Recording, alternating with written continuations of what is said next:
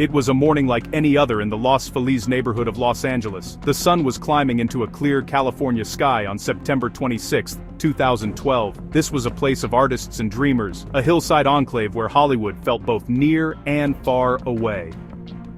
In a sprawling Spanish-style villa, known as the Writer's Villa, 81-year-old Catherine Davis was going about her day. She was a beloved figure, a landlady who rented rooms to actors and creatives. She was known for her kindness, for the community she had built within those walls.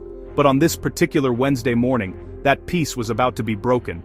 A quiet terror was unfolding, unseen and unheard, until it was far too late.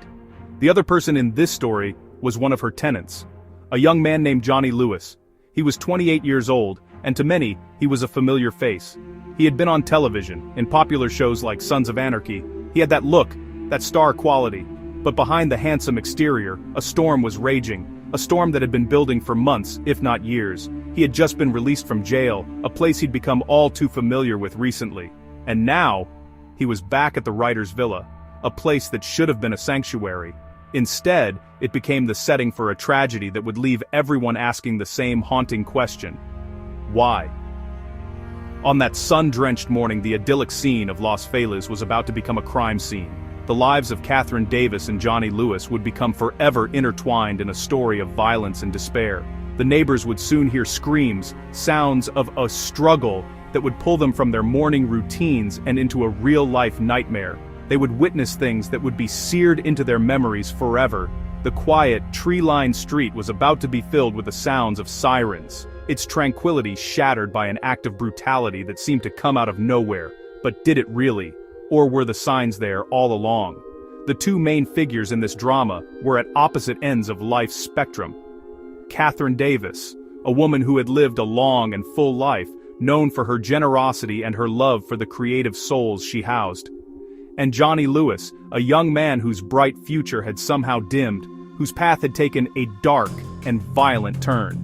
Their final encounter would take place inside that beautiful villa, a place meant for creating stories, not ending them.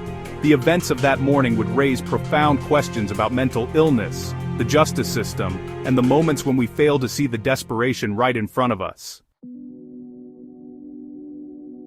Johnny Lewis seemed to have it all. He was a talented actor, carving out a successful career in a town where so many fail. He had roles in The O.C., Criminal Minds, and most notably, as Kip Halfsack Epps in the gritty biker drama, Sons of Anarchy. He was handsome, charismatic, and on the rise. He even dated pop superstar Katy Perry for a time. From the outside, his life looked like a Hollywood dream come true. He was the golden boy, moving from one success to another. But beneath the surface, a different story was being written, one that was far from a fairy tale. The pressures of fame, perhaps, or something deeper, something within his own mind, began to take hold. Friends and family started to notice a change. The easygoing, creative young man they knew began to act erratically. There were stories of strange behavior, of paranoia. His involvement with the Church of Scientology, which he had been raised in, became complicated. He reportedly struggled with its teachings, and later became a vocal critic, which may have alienated him from a community he had known his whole life. This was not just the typical rebellion of a young star. This was something more profound, more troubling. It was a slow, creeping decline, a shift in his very personality that left those around him feeling helpless and deeply worried. The trouble wasn't just personal, it became public. His career, once so promising, began to falter. He asked to be written out of Sons of Anarchy, a move that puzzled many at the time. Then came the legal problems. A string of arrests began in early 2012 for things like media group, jail booking process, police report paperwork, courtroom sketches, a stock, distribute equally, assault with a deadly weapon, and burglary. He was in and out of jail, a revolving door that seemed to spin faster and faster. He spent time in treatment facilities, but nothing seemed to stick. The system tried to intervene, but it was like trying to catch smoke. His behavior grew more bizarre, his grasp on reality more tenuous. Each arrest, each strange encounter was a warning sign. A cry for help, perhaps. Probation officers noted his mental health struggles, his inability to cooperate. They worried he was a danger to himself and to others. There was talk of media group, man in psychiatric hospital. Close-up of medical file labeled psychosis, stock you distribute, equally, psychosis, of traumatic brain injury from a motorcycle accident years earlier. His father had tried to get him help, to get him into treatment programs that could address what was clearly a severe mental crisis, but the system, with its rigid rules and legal thresholds, seemed unable to provide the kind of intensive, long-term care he so desperately needed. The golden boy was falling, and no one seemed to know how to catch him. On September 26, 2012, Johnny Lewis had been out of jail for only 5 days. He had returned to the writer's villa, to the room he rented from Catherine Davis. What exactly happened inside that house, in the moments leading up to the violence, may never be fully known. But the evidence paints a horrifying picture.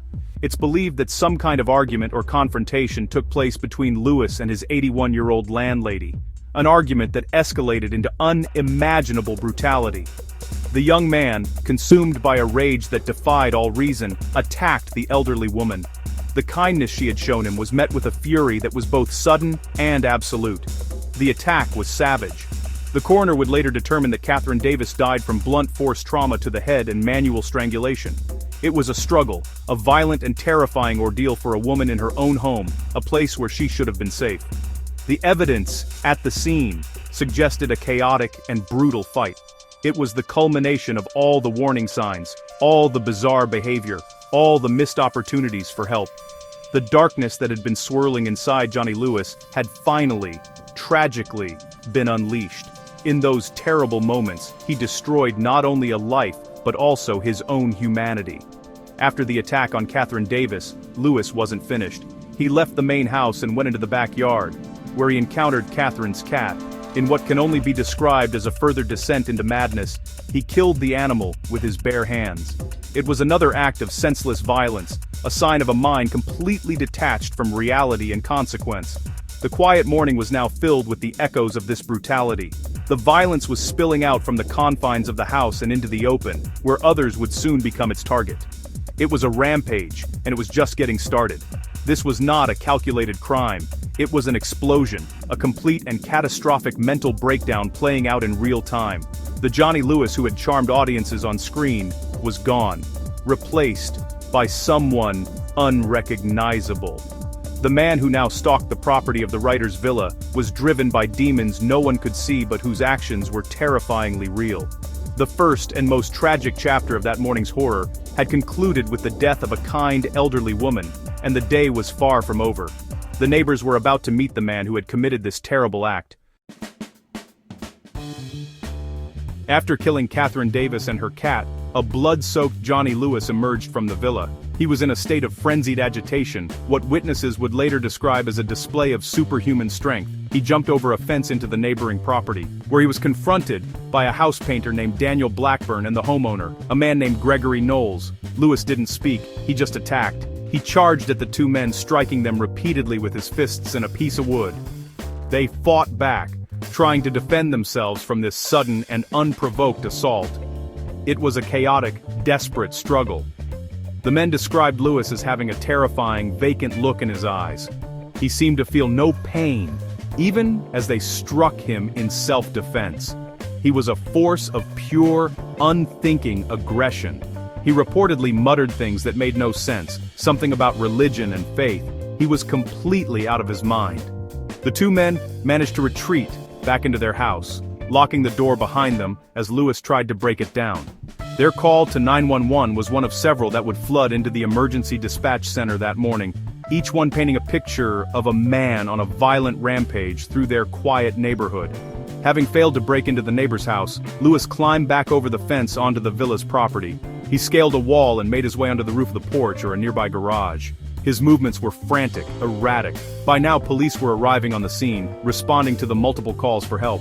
They saw him on the roof, a solitary figure against the blue sky, his rampage seemingly at an end. He looked down at the officers below, but it's unclear if he truly registered their presence. What was going through his mind at that moment is a question that will never be answered. Then, in a final, tragic act, Johnny Lewis fell. Whether he slipped, lost his balance in his agitated state, or deliberately jumped, remains a subject of debate. He plunged from the roof, landing hard on the driveway below. The fall was fatal. Police and paramedics rushed to his side, but there was nothing they could do. The man who had just taken one life and terrorized several others was dead. The whirlwind of violence that had torn through the neighborhood that morning was over as suddenly as it had begun, leaving a trail of devastation and unanswered questions in its wake. When officers finally entered the writer's villa, they walked into a scene of unimaginable horror. The house was in disarray, a clear sign of a violent and desperate struggle. They found the body of Catherine Davis in a downstairs hallway. The evidence of the brutal attack was everywhere. It was a deeply disturbing scene for even the most seasoned investigators. The sheer level of violence inflicted upon the 81-year-old woman was shocking. It spoke not of a robbery gone wrong or a planned murder, but of a complete and total loss of control, an explosion of rage that had consumed everything in its path. Outside, the investigation continued. In the backyard, they found the body of the cat, another victim of Lewis's senseless rampage. The driveway where Johnny Lewis had fallen was now the focal point of the investigation into his death. His body lay on the concrete, the final punctuation mark on a morning of chaos. The accounts from the neighbors he had attacked, Daniel Blackburn and Gregory Knowles, were crucial. They provided a first-hand look at Lewis's mental state, describing his incredible strength, his vacant eyes, and his complete detachment from reality. Their testimony helped piece together the timeline of his final, violent hour. The autopsy on Johnny Lewis would later reveal the extent of the damage from the fall.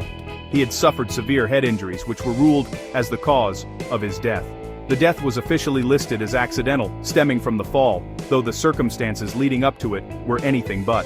A toxicology report was ordered, as everyone wanted to know if drugs were to blame for his bizarre and violent behavior. Many suspected that powerful hallucinogens like PCP or bath salts must have been involved to explain the seemingly superhuman strength and complete psychosis he displayed. The results of the toxicology report, however, only deepened the mystery. No traces of PCP, methamphetamines, cocaine, or bath salts were found in his system. The only drugs detected were caffeine, nicotine, and a therapeutic dose of an antidepressant he had been prescribed. This stunning revelation ruled out the easy explanation of a drug-fueled rampage. It pointed to something far more complex and perhaps more frightening. That this explosion of violence was the result of a profound mental illness, a psychosis that had been building for months and had finally catastrophically broken through. The monster was not in a drug, it was in his mind. The final conclusion from the Los Angeles Police Department was stark and, honestly, tragic. This was not a double murder, it was a murder and a tragic, accidental death. The investigation determined that Johnny Lewis, and Lewis alone, was responsible for the death of Catherine Davis. There were no other suspects. He had acted alone, in the grip of a severe mental crisis. His own death, while a direct result of his violent spree, was not deemed a suicide by investigators. Instead, they concluded he likely lost his balance and fell from the roof in his agitated and psychotic state. The case was officially closed, but closing the case didn't answer the larger, more troubling questions. The investigation highlighted a series of systemic failures. Lewis had been in and out of the justice system for months, and his deteriorating mental state was well documented. Probation reports repeatedly flagged him as a high risk, suffering from mental health issues and potential substance abuse. Yet, he was released from jail just 5 days before the murder. It raised a critical question. Why was a man so clearly in the throes of a mental breakdown allowed back on the streets, with minimal supervision? The system had seen the red flags, but it had failed to act decisively. Experts and those close to the case pointed to a tragic gap between the mental health and criminal justice systems. Jails are often ill-equipped to handle severe psychosis. Lewis was released as the law required, once his time was served. There was no mechanism in place to compel him into the kind of intensive, inpatient psychiatric care he so desperately needed. His family had tried to get him help, but as an adult, he could refuse treatment. It's a terrible catch-22. A person can be too sick to recognize they need help, yet not considered a big enough threat, until it's too late. The investigation ultimately painted a portrait of a system that failed Johnny Lewis, and in doing so, failed Catherine Davis. It wasn't a single mistake, but a cascade of missed opportunities. Each release from custody, each unheeded warning from a probation officer, was a step closer to that tragic morning in Los Feliz.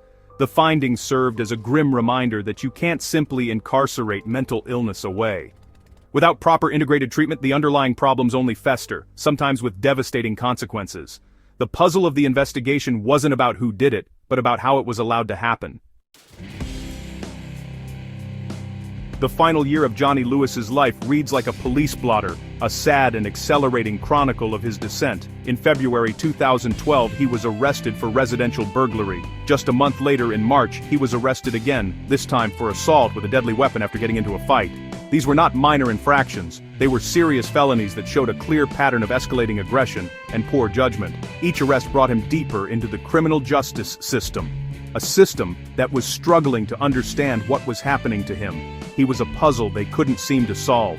The summer of 2012 saw him bounce between jail, court-ordered treatment, and the streets. In August, he was arrested yet again for assault and burglary. He was sentenced to jail time, but also evaluated by mental health professionals. Reports from this period are filled with concerning observations about his mental state. Probation officers expressed grave concerns, noting his psychotic episodes and his inability to function in the community. They recommended intensive long-term psychiatric care, but the wheels of justice and healthcare turn slowly, and sometimes in opposite directions. On September 21, 2012, just 5 days before the murder, Johnny Lewis was released from the Los Angeles County Jail. His sentence was complete. Despite the numerous warnings and his well-documented history of violence and mental instability, he was free to go. He walked out of the jail and back into a world he was no longer equipped to navigate. He made his way back to the writer's villa, the home of Catherine Davis, the woman who had shown him kindness and given him a place to stay. It was a fatal homecoming, the final stop on his short, tragic journey. This timeline reveals a man in free fall. Each interaction with law enforcement was a chance for intervention, a moment to divert him from a path of destruction. But for various legal and systemic reasons, that diversion never fully happened. He was seen as a criminal offender first and a patient second. The timeline is a stark illustration of how quickly a mind can unravel and how our systems can fail to catch someone who is falling apart right before our eyes. It's a countdown to a tragedy that, in hindsight, feels tragically inevitable. In the wake of the tragedy, everyone was searching for an explanation. How could a successful actor commit such a heinous act? The absence of hard drugs in his system forced experts to look deeper. Many professionals speculated that Lewis was suffering from a severe psychotic disorder such as schizophrenia, which can often manifest in late adolescence or early adulthood. Such a disorder could explain the paranoia, the disorganized thinking, and the sudden violent break from reality. His behavior was consistent with someone experiencing a complete psychotic episode, where the lines between the real world and internal delusions completely blur. Another prominent theory centered on potential brain trauma. Lewis had been in a serious high-speed motorcycle accident in 2011. His father, Michael Lewis, spoke publicly about the changes he saw in his son after the crash. He described a decline in his son's cognitive abilities and a shift in his personality. Traumatic brain injury, or TBI, can have profound and lasting effects on behavior, impulse control, and emotional regulation. Some neuropsychologists believe that a severe head injury could have either triggered a latent psychotic disorder or directly caused the erratic and violent behavior that defined his final months. The role of Scientology in his life also came under scrutiny. Lewis had been raised in the church but had reportedly become disillusioned and left. Some have speculated that his departure may have led to a loss of his social support system, leaving him isolated and without the community structure he had known his entire life. While it's impossible to draw a direct line from this to the violence, the psychological distress of such a major life change could have been a contributing factor to his overall mental decline. It was another piece of a very complicated and tragic puzzle, one more stressor on a mind that was already fracturing. Ultimately, without a definitive psychiatric diagnosis made while he was alive, any explanation is a form of speculation. However, the consensus among most experts is that Johnny Lewis was not a cold, calculated killer. He was a profoundly sick individual. Whether it was schizophrenia, a TBI, or a combination of factors, he had lost his mind.